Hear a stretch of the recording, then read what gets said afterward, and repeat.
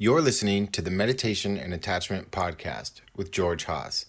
For more information, visit our Patreon at patreon.com/Mettagroup.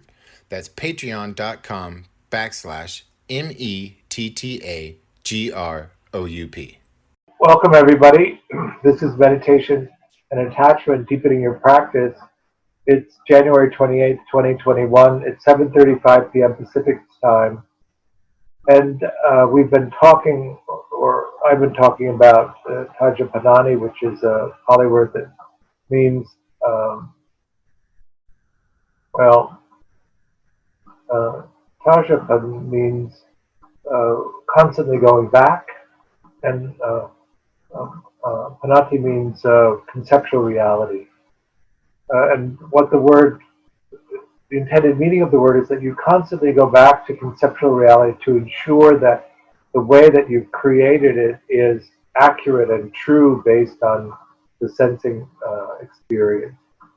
And the reason I'm so caught up in wanting to talk about this lately is because the state of our culture has gotten so shifted away from actually these representations that seem to me to be true and accurate. It seems that it's very possible that people get caught up in these wild distortions and they don't seem to be able to detect the distortion.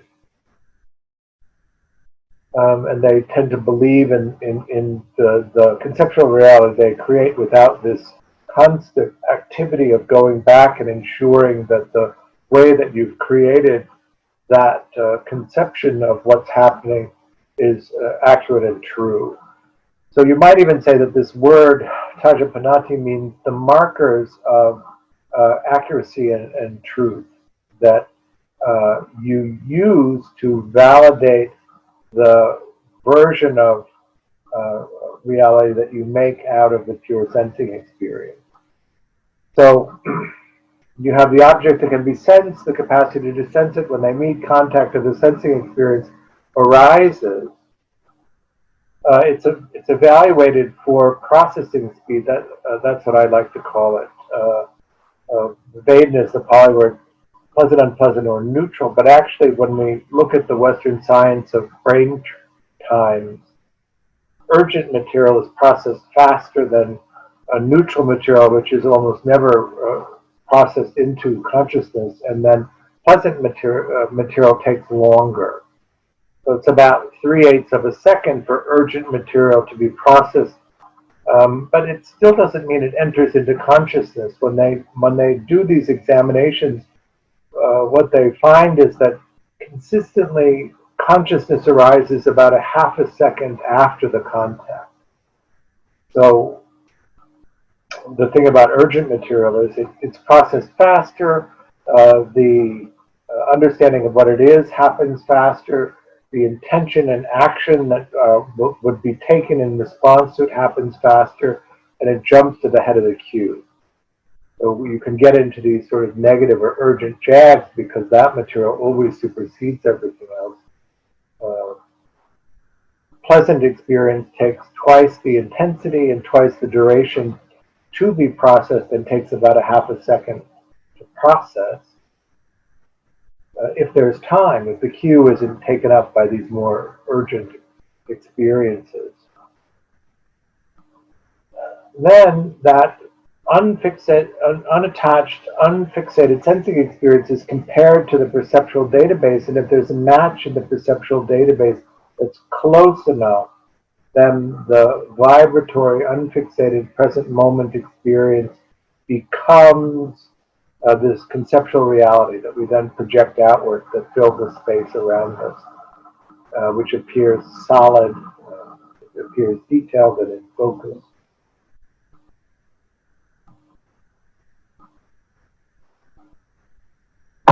I was trying to think about what a good way to describe what I'm talking about. So let's say you're walking with a friend and you walk into a room and you turn to the friend and you say, "It's so hot in here." And then your friend turns to you and say, "Oh, really? I'm cold." And what do you do with that? Do you think they're wrong? That your experience is the true experience? Do you think, oh, we just have different body temperatures, or do you begin this process of examining how you made the experience of it's really hot in here?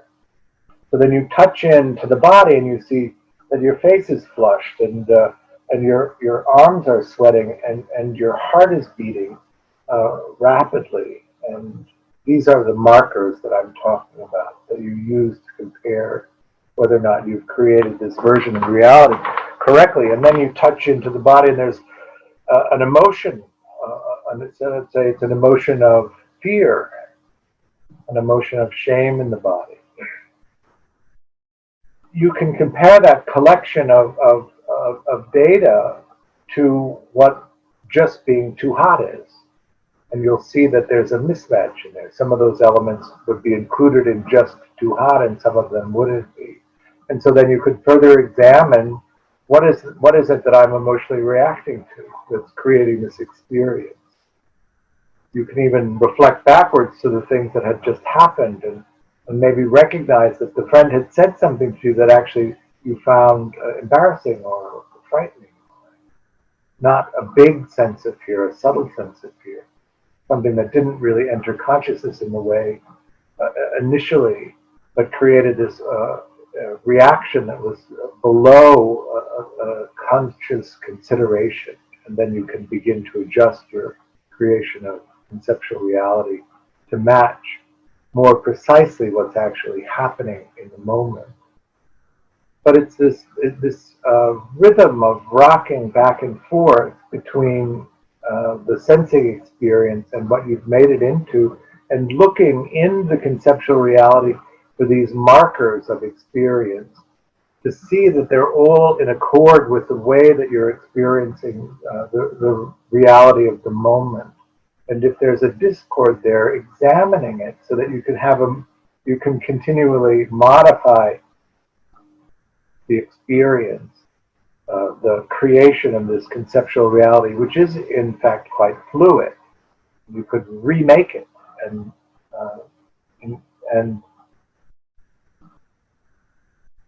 remake it in a way that's more accurate. How is my metaphor? Is that making sense? You following me with that?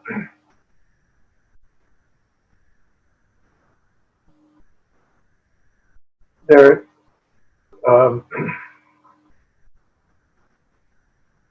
I always like this idea of rocking back and forth. I don't know why. It might be because of rocking back and forth between the location of auditory thinking space, which tends to be behind the internal visual thinking space when you pull it out. This movement back and forth. This is what I'm saying to myself. This is the imagery that's associated with it.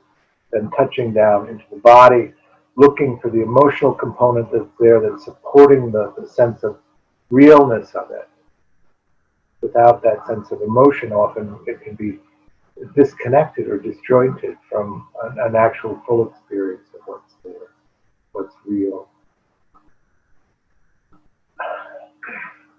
One of the things about Buddhist practice is it's really organized on seeing things clearly, and we often talk about it in terms of these three characteristics: anatta, anicca, and dukkha.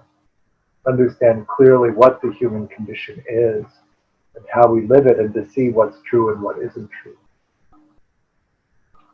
So the idea that we will live forever. I was talking to Dan, my teacher Dan, about this, and he was saying that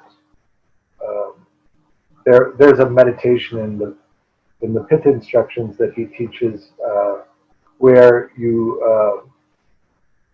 the instruction is to sit for the entire day and imagine all the ways in which you can die, to the point that you're shaking in fear that you're actually going to die.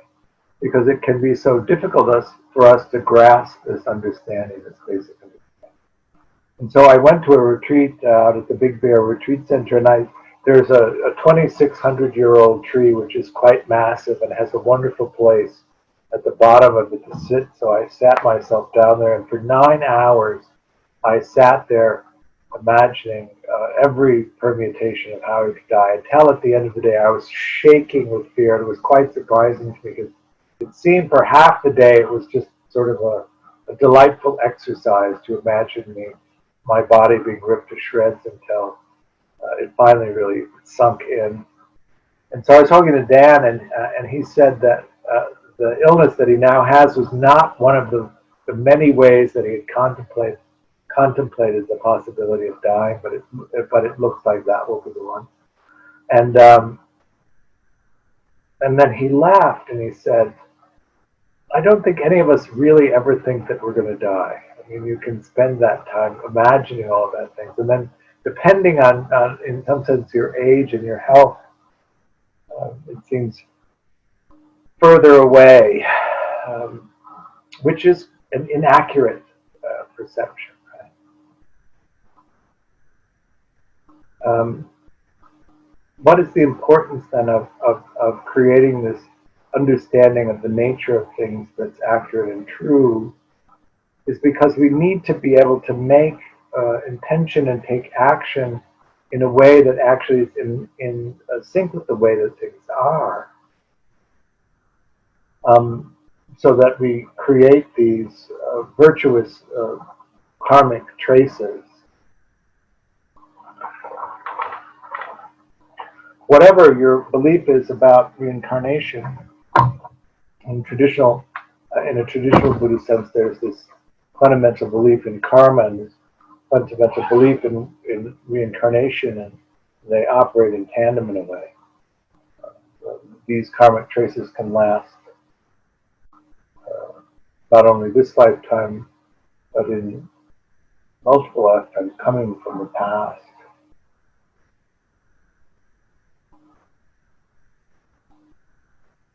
If we set that aside and just consider being in this world now in relationship to the people that we're in relationship to, how can we take care of them in a way that's really useful to them? But how can we be their great boosters and supporters, ensuring that they're able to explore and discover the things that they need to have a sense of meaningfulness in life? And how can we have the resources to do that and also to receive that kind of care from other people? We need to be able to know what that is for ourselves and also to be able to see clearly and know what it is for other people so that we can be of use to them and they can be of use to us in this path, this discovery.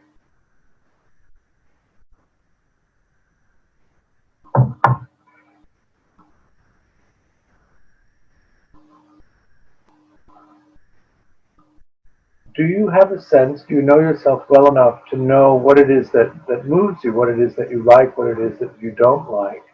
And I don't mean that so much on this broad macro level. I mean when you're sitting in a room and you just notice that your attention is being drawn from object to object, do you have a sense of the hierarchy of objects that you're attending to and what objects that you don't attend to?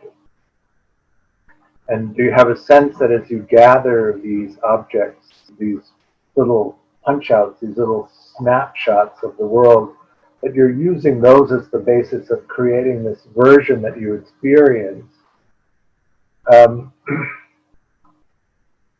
that it isn't the whole picture, it's the picture of your preferences, and that you can really begin to understand that you create the experience that you have based on these preferences, and that those preferences can be affected. You have agency in choosing them. If we're unconscious and we don't pay attention to this, then we're likely to simply be responding to the conditioning that we've had. What's appealing, what isn't appealing, based on that early conditioning, which may not be an accurate representation of what actually is meaningful.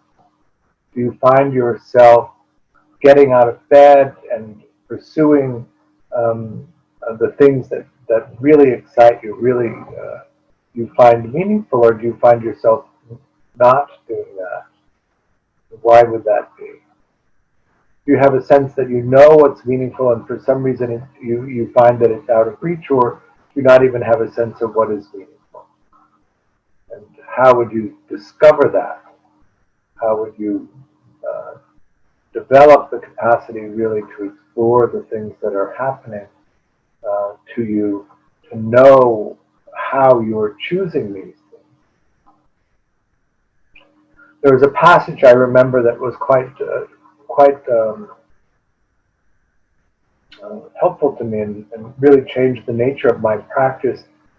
In Mahasi describing that when you're distracted from the meditation, you've made the decision to leave the meditation and pursue something that was distracting. And that if you could pay attention to that enough, then in that moment, when your mind would be pulled into the content of thinking and you would be distracted from the technique, you could recognize that you were making that choice and begin to understand why you were making that choice. And then you could choose to redirect the mind back toward the meditation, back toward the insights that are important. In the West, most of us are householders and not monastics, and so we practice in a very different way than monastic practice. And there's a preference for all kinds of insights that aren't necessarily linked to that narrow path just to enlightenment. When you read Mahasi, for instance, he's over and over again saying that the only insights that are really worth pursuing are the ones that lead to enlightenment. Yet, when we're sitting as householders, often there's a solution to a work problem. There's a solution to what we're having for dinner that comes up. There's all sorts of different insights arise in addition, psychological insights, for instance, in addition to what that is. And in fact, I think in the West, it's very difficult to find a place where you could go where somebody would even point out to you what the insights for enlightenment were and how to pursue them, because often stress reduction or a sense of proving happiness is really what is intended by the practice. It's quite controversial here, actually, for the teachers that suggest that enlightenment is available to householders and not just to monastics.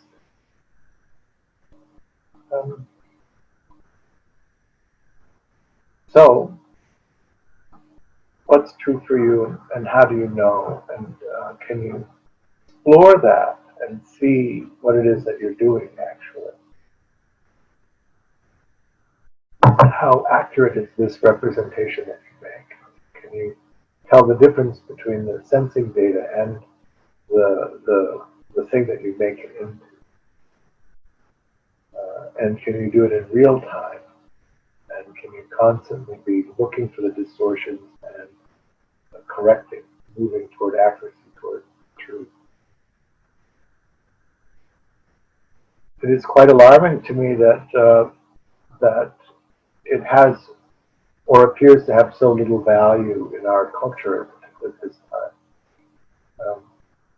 For instance, it isn't required in our news media that the news that's presented as true be true. It's not legally required that that be the case. It was legally required, and then the regulations were changed to allow for essentially what is opinion to be presented as if it's a fact.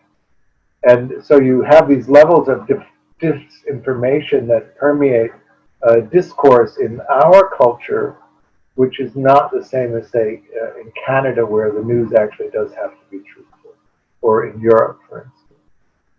Fox News doesn't operate in Canada because they can't present content that is in accordance with the regulations there. They don't operate in Europe for the same reason, and so the level of disinformation in those cultures is not the same as it is in ours. And yet we tolerate this, and what is the reason for that? And why is it that is unchangeable?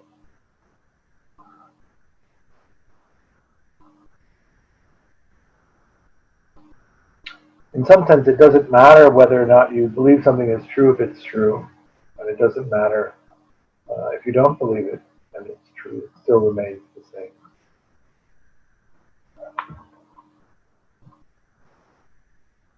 It's making sense.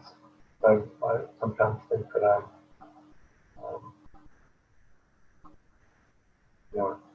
throwing a bucket into the wind, just blowing back.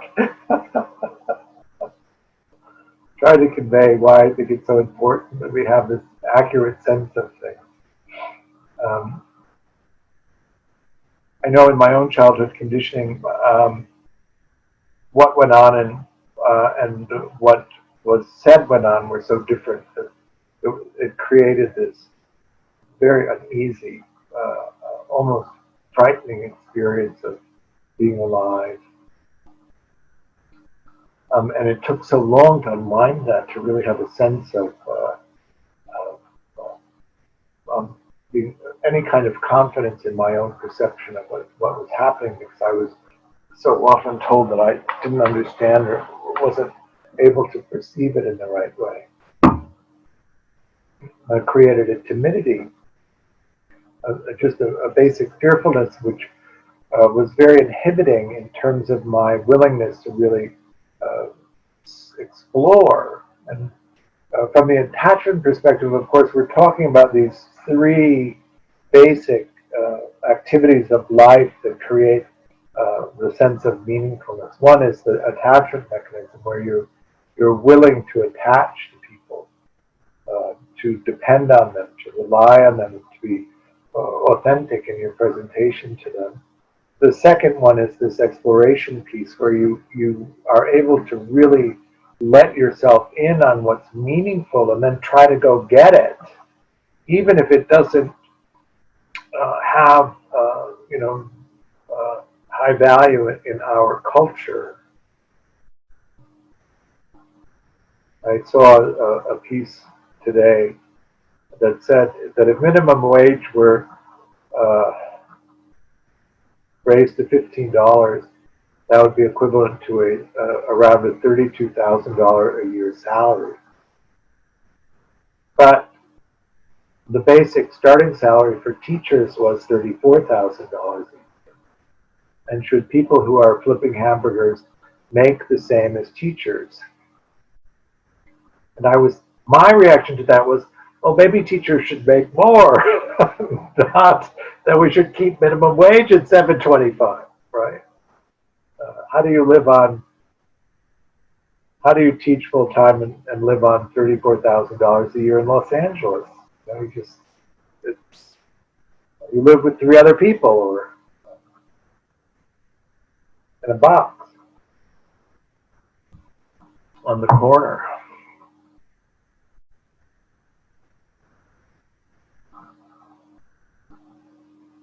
So all of these things are happening. The sense of the world that you're creating, the sense of meaning, which comes from exploration, which you have to be able to find the time, energy, and resources to do. And the third one is collaborative relationships, the skill of collaborating. We are pack animals. I know we say herd immunity, but actually it's pack immunity, because we are the apex predator. We are not prey on this planet. We live in these complex social groups where collaboration in some sense is required. We collaborate when we drive down the street, but we don't run into each other. We collaborate in the production of food, in the production of clothing. If we didn't, we would have to, for ourselves, produce all of that. We would have to produce our own clothing, which would mean we would have to produce the fibers that are then made into the clothing, into the fabric that then can be made into clothing. The nature of the depth of this collaboration is built in everywhere. There is no survival really in the way that we live without it. And yet we can have this image of rugged individualism where that isn't necessary. It's not even remotely true that that's possible. Are you growing all of your food, or are you just having it come over from the supermarket, right? It seems so obvious. We cannot exist alone. without becoming distressed by it. We need to be in relationship to other people, and we need to be able to collaborate on the nature of those relationships. And if your conditioning doesn't allow for that, then you have difficulty everywhere, really. You can shut off the attachment mechanism, and you can explore a kind of solo exploration, but actually you still have to transact your relationships with everybody. You can become wildly dependent on other people, but then you're subject to the conditions that they provide for you, whether you want them or you don't, because you're dependent on them to take care of you, to provide for you.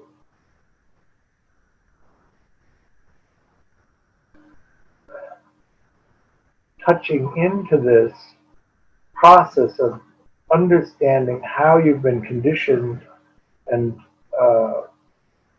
how that affects what's meaningful to you, and then what it is that you want to explore is this essential piece of humanness. And then beginning to figure out a way to organize your life in such a way that you can have the time, energy, and resources that are necessary so that you can be engaged in this meaningful exploration. And the more that you can do of it, of course, the more meaningful life is, the more enlivened you are. And then the vicissitudes of, old age, sickness, and death are less challenging, because you simply overcome a lot of these impediments because the richness of finding meaningfulness. But if you don't know what's meaningful and you don't arrange it so that you can pursue it, then as you age, of course, all of this accumulates and you become less and less willing to do it. We have an epidemic of despair in older people in this country because they don't engage in, or don't know what to engage in, or can't do it for lack of resources.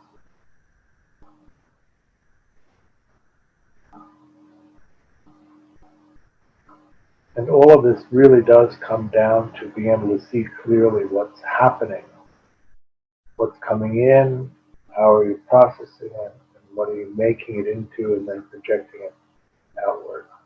Is this still making sense?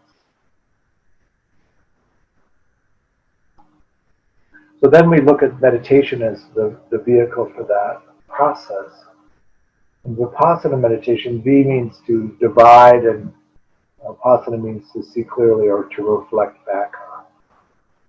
And part of that process is this constant comparing, this constant going back to what was sensed and what was created to make sure that they're accurate and true.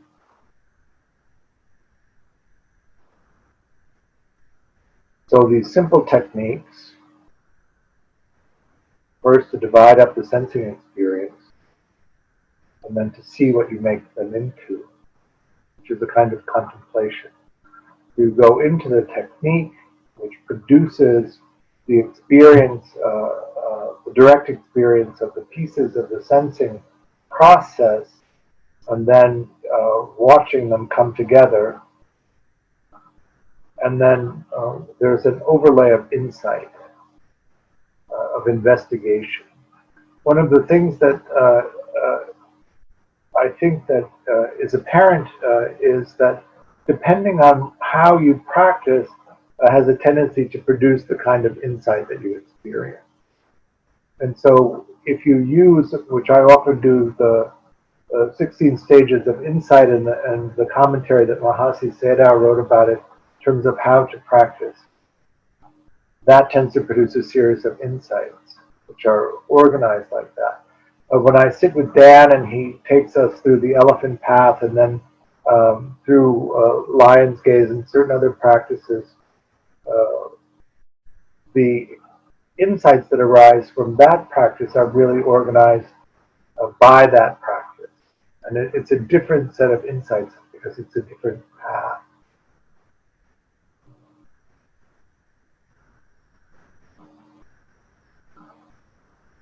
I think I say this mainly because uh, uh, I found it um, at the time that I started sitting with Dan. I was frustrated and restless with the sameness of my practice, and I was looking forward to an entirely different practice that would be completely new, and in that way exciting to explore.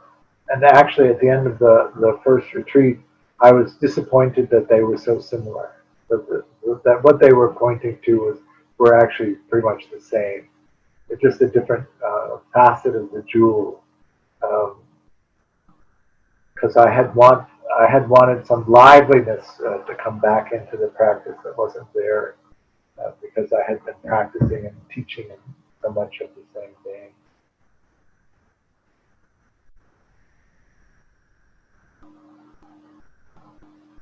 So we have the technique that we do, and we do the technique, and we have an overlay of the investigation, the thing that we want to find out by doing the technique. And then as we're doing the technique, we wait for wisdom mind to have the insight arise, and then we step away from the technique to contemplate the insight that's arisen and take in what we can learn from it. And then once we're satisfied with that, we return to the technique. Lots and lots of insights come up. In the beginning of practice, it's just an endless stream of insights, some of which are completely fascinating and some which are quite ordinary. And you attend to them and attend to them and attend to them.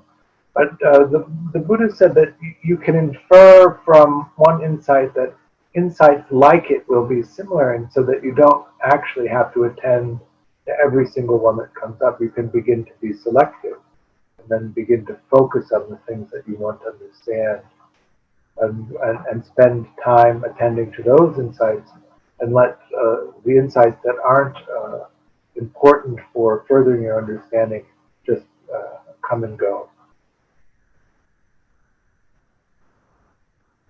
So then this is again part of this process of organizing and practice in such a way that you get out of it something that's engaging enough that you want to keep practicing. When the practice gets dull or routine or the same, then it's important to really pay attention to what it is that you're attempting to discover in doing the practice, so that you can adjust it in a way that you're actually getting that out of it, because there's so many competitions for your resources that it's easy to get out of the practice because it hasn't produced enough. That makes sense.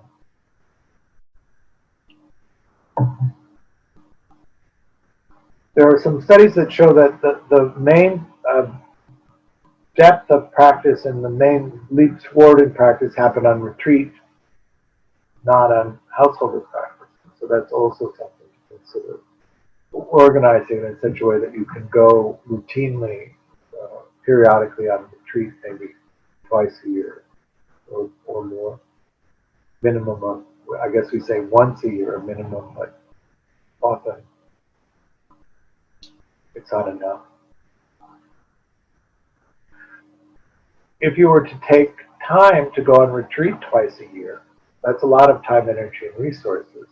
Even in the COVID period where it's just virtual, how are we going to justify the use of that time, energy, and resources to pursue something like this if it isn't really producing something that actually is helpful in terms of furthering your exploration, deepening the satisfaction of living? And that's why I think it's so important to really attend to organizing practice rather than simply going along with it. That you really are able to justify the use of those resources in that way. Any questions about all of that? I think that's enough of what I wanted to say about this.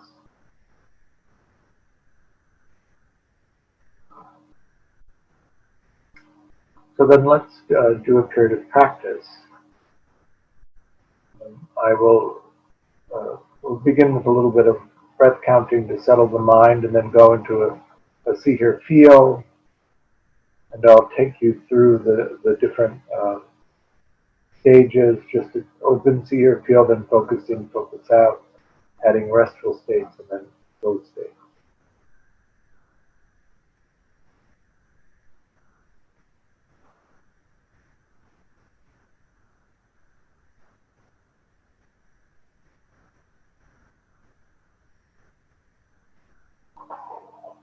Go ahead and take your meditation posture.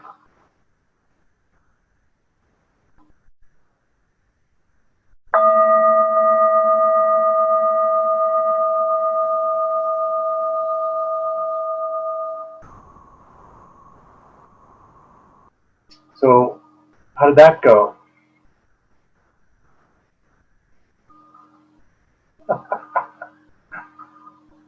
Nice.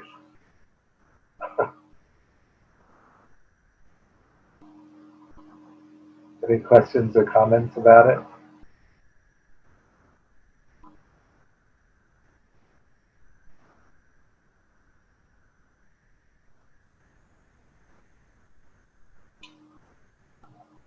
Jocelyn?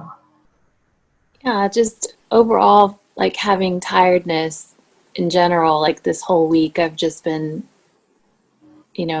waking up at 3, 4 o'clock in the morning. So, I still wanted to join this practice, but it's a different perspective when you have a different sense of awareness. You can really calm down, but, still notice things going on in your internally and externally.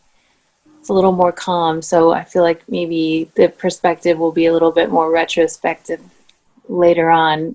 It'll hit me later. Okay. Someone else? George, I noticed the flow kind of leaks into all the sense gates when there's a lot of flow and feel or see. I'll get it in here and vice versa. Yeah, the flow states can get so pronounced in each of the sense gates that the barrier between them begins to blur or dissolve, and then it just becomes one big flow state. Internally, there's still the sense of external, and then it can become so pronounced that actually the barrier between inside and outside also dissolves, and it's kind of an energy field.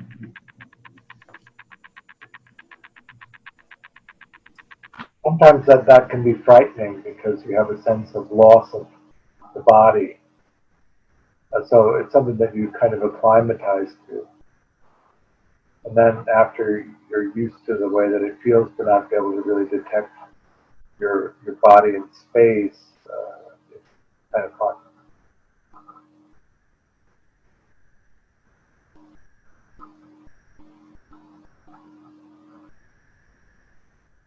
Someone else? Can you hear me okay, George? Yeah.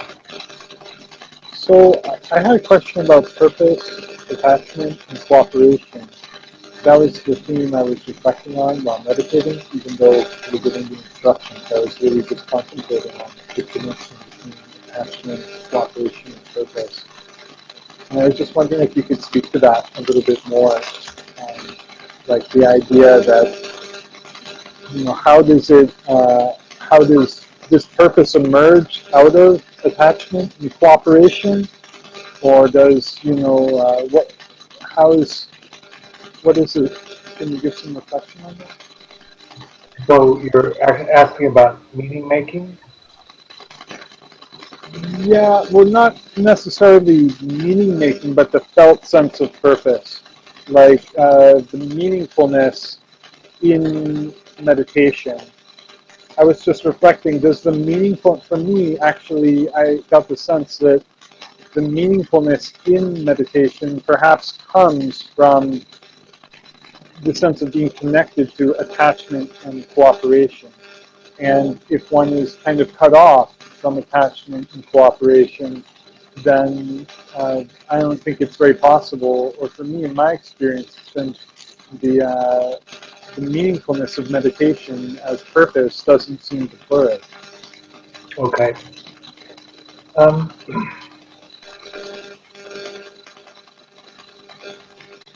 I think that that we have this, most of our experience is unconscious. There's very little of it that's conscious. We get some indication of what's actually going on consciously, but most of it, the process is unconscious. When we pay attention to conscious experience of it,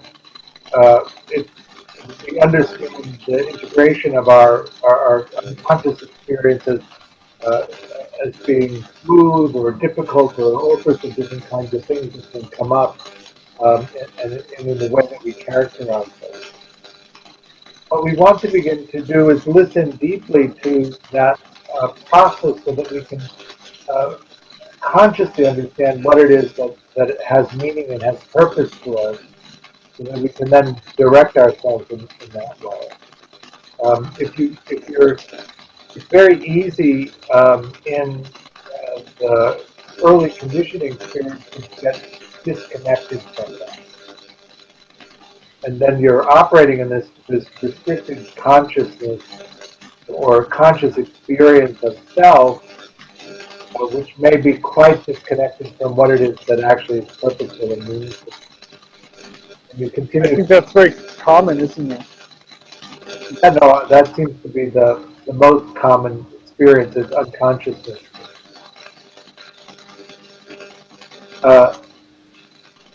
I use the example of apples, and I don't know if you've heard this story or not, but when I was in 1978, I got sober, and the first person that helped me there said, sobriety isn't the end game. Sobriety is meant to help you build a bridge back into life and to pursue things that have meaning to you. And I said, what's that? And said, what kind of apples do you like? And I said, I don't really like apples. They're green, they're sour, they hurt my teeth when I bite them. And he said, you're talking about Granny Smith's apples. That's one of many apples. What other kind of apples do you like? And I said, well, we had Granny Smith apples when I was growing up. That's really my main experience of apples. And he said, you're going to go to the Korean deli and you're going to buy a Granny Smith apple and one other apple. You're going to eat them both and decide which one you like better. And then you're going to go back every day and you're going to buy the apple that you like better and one that you haven't tried. And then when you go through all of the apples that they have for sale at the Korean deli, you'll know which apples you like. So at that time in New York, like 26 varieties of apples they would have at the deli. At the end of it, I like Gala apples, and there are 2 Gala apples in my fridge. And I've always liked Gala apples. I discovered that I liked Gala apples, and that was what was true for me, and not Granny Smith, which I have not actually bought since 1978.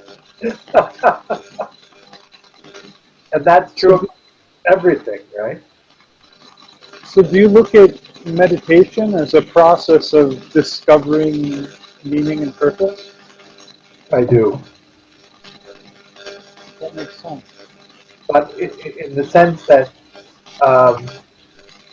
you can deconstruct the solid sense of the world and the solid sense of self and see what the elements are, and then you can let them reform in a way that's more accurate.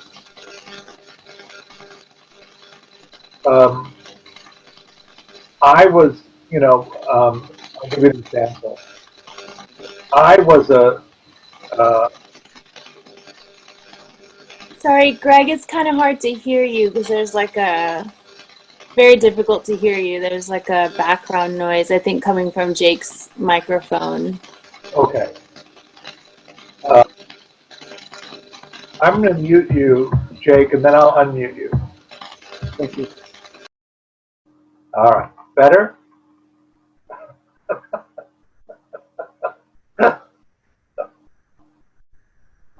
My family members and my mother and father, the reaction to me when I would show up in public was not delight, it was embarrassment.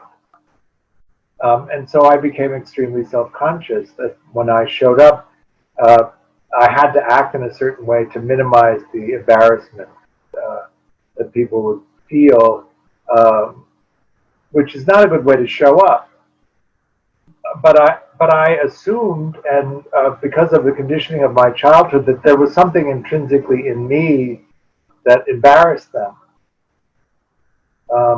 And it was really not until my high school years that I discovered that actually that wasn't the case for most people. Most people thought I was fine. They weren't embarrassed by me. In fact, many people were delighted to see me. And there was quite a disconnect from that, but the conditioning was quite deep around that. And so to begin to pull that apart and open that up, to see that actually the problem wasn't the way that I wasn't the way that I am. And so I didn't have to suppress those aspects of myself that weren't appreciated in the way that I grew up. And then I could have freedom to choose how I presented myself, authentically or inauthentically, even though the conditioning was so strongly in favor of an inauthentic presentation. So you may find that, and often I hear this, is that certain qualities were appreciated in your early conditioning and other qualities weren't, but the qualities that were appreciated weren't necessarily the ones that were the most meaningful. And so you got directed toward the qualities that were valuable to other people and then the qualities that were really valuable to you weren't developed. This happens quite a bit in people who are directed career-wise by their caregivers. Or at least that's how I hear about it in my work. And so really what we want to do is open all of that up and listen deeply to ourselves to see what it is actually that motivates us, that's interesting to us, so that's the direction that we can go in, and there's a joyful energy that arises around that. Mudita, I think, is the word that is in Pali, or synthetic joy. But that when it's connected to yourself, there's a joyful energy that arises for you to pursue the things that have meaning to you, and less so for things that don't have that meaning. Which is not to say that the things that necessarily have that deep meaning to you are also valued by our culture or remunerated by our culture. They often aren't the same. And so you can, of course, pursue the things that the culture values and rewards, but then you have the problem of meaning. A lot of people do a secondary exploration of getting resources with the intention of then using it for the primary exploration. But then you really have to balance things so that you leave time, energy, and resources to do the primary exploration. Or you can settle into the primary exploration and acclimatize to the value that society affords it. As I used the example of teaching earlier. If you want to be a teacher, we don't reward that very well in our culture. A lot of my friends are teachers, and they teach high school even though they would rather teach college, because the pay to teach high school is so much better than the pay to teach college. I think it's so interesting how we do that. Not making sense.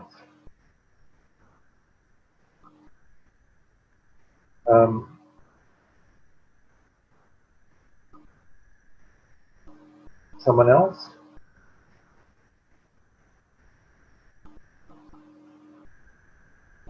All right. Thank you for coming. I'm very happy to teach. This is a particular topic of interest for me, so thank you so much for listening to it. I haven't talked about it a lot, so I'm beginning to formulate how I want to talk about it. And so thank you for being my guinea pig. Saturday, which is in 2 days, I'm doing the second day long on the meditation and attachment level 1 class. So that's from 9 in the morning until 4 p.m. Pacific time. It's the same link as the link for this, so if you want to come to it, please do. I'm teaching a meditation and attachment for addiction retreat in April with the Portland Dharma Recovery Collective. That's Saturday from 9 to 4, and then Sunday from 9 to 1:15. And we'll go through the 4 modules. We talk about working with addiction in 4 modules. Craving and urging, which is about the thought processes around using, stress, anger, and depression, which is the self-generated emotion piece. Persistent negative emotion, which is the somaticized emotional experience, and then difficult interpersonal relationships, which is the attachment piece. We think addiction is an attachment disturbance, and if you don't address the underlying attachment disturbance, it's very hard to maintain abstinence or harm reduction. I am going to be starting another meditation and attachment level 2 class after these 4 day-longs are done, so at the end of March. If you're interested in the attachment stuff, check into one of these day-longs, and then if you want to go into a deeper dive into the attachment stuff, level 2 would be the next place to look for that. And then we are going to be doing another virtual retreat in June. I think all of that stuff is up on the website, so take a look. I offer this class on a dana basis. Dana is the Pali word for generosity, which means I offer the teachings freely. But I do hope that you will make a donation to support me and also the work that Mettagroup is doing. There's a link for a donation on the website and also in an email that we may have sent you. Thank you for coming. I really appreciate it, and we'll see you soon, I hope. Bye now. Thanks, George. Hope you feel better. I actually feel fine. I was just sneezing. Good. See you next time. Bye.